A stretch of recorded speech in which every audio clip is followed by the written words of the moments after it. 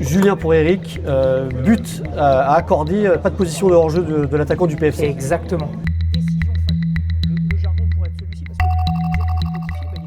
Alors Julien, où est-ce qu'on est là ?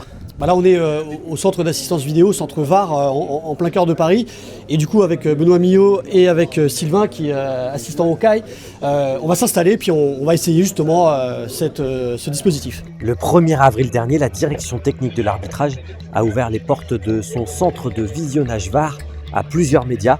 Objectif, mettre les journalistes dans la peau des arbitres vidéo pour qu'ils puissent mieux comprendre et peut-être moins critiquer les décisions arbitrales.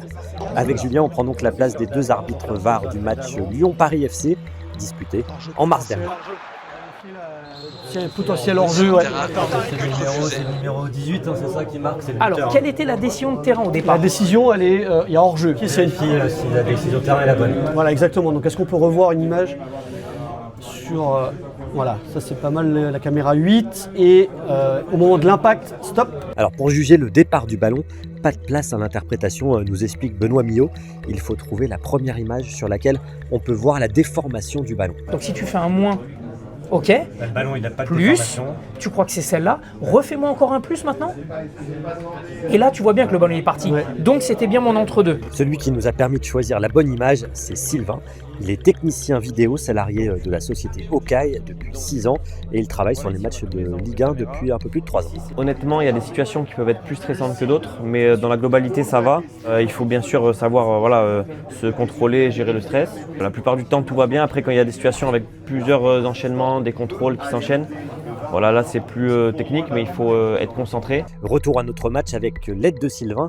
Il faut maintenant placer les lignes pour vérifier le hors-jeu. C'est fait à la main.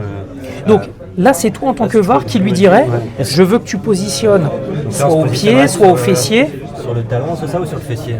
Ça va être, C'est sur le talon, non? Le placement des lignes de hors-jeu, c'est vraiment compliqué. Pas facile de choisir la bonne partie du corps tout en allant le plus vite possible pour que le jeu puisse reprendre.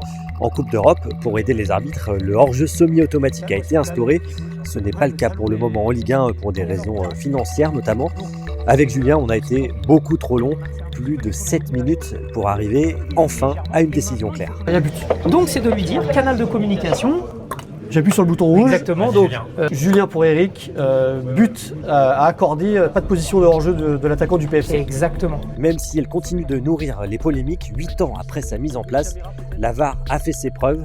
Selon la direction technique de l'arbitrage, la vidéo permettrait de corriger 80% des erreurs majeures en Ligue 1.